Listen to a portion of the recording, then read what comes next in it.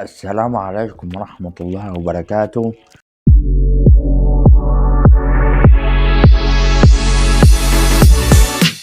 النهاردة يا ولاد أنا جاي أحكي لكم عن إعلان شفته على الفيسلوك.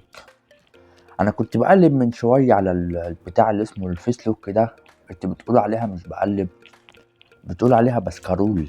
أيوه بسكرول، بفضل أسكرول على البتاع.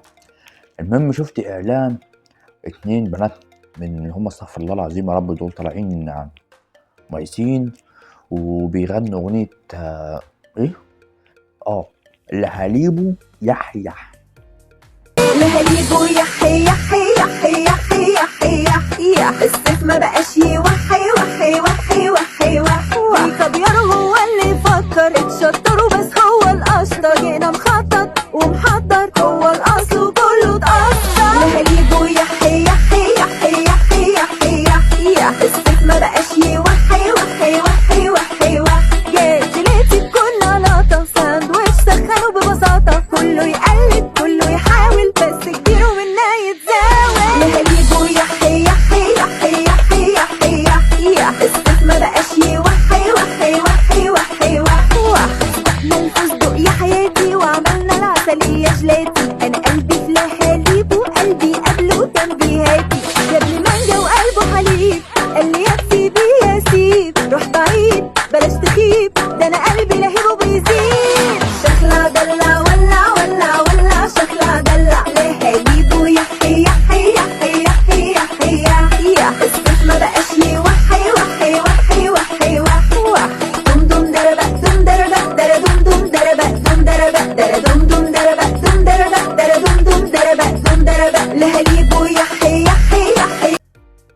يعني ايه لهاليبو يحيى؟ ده اعلان ده ولا بلبن؟ المحل المشهور ده اللي هو اسمه رز بلبن، اسمه بلبن، اسمه بلبن. هو في مصر، في جمهورية مصر العربية. بيعملوا لهاليبو يحيح ومش عارف براميت ومش عارف ايه وحاجات استغفر الله العظيم يا رب.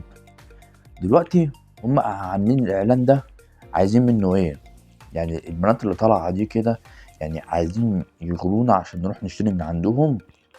يعني عيب، عيب يا بلبن، عيب تعملوا فيديو زي دي وناس تجيبوا بنات عرياني وتعملوا الاعلان دي. اي نعم البنات قشطة وزي ما بيقولوا كده على الفرازي، بس برضو عيب عيب عيب تطلعوا ناس زي كده ترقص قدام الناس. على قد ما هو الاعلان حلو يا ولاد والله، بس عيب بقى عشان جدتكم ام مديدي لو شافتني ايوه انتوا عارفين انتوا نكدية مديدي. فاحنا عايزين بقى ايه؟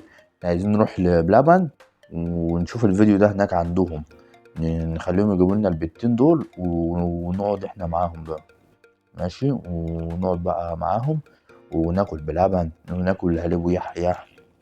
بس انا عندي سؤال للناس اللي بتروح تشتري من اسمه ايه بلبن.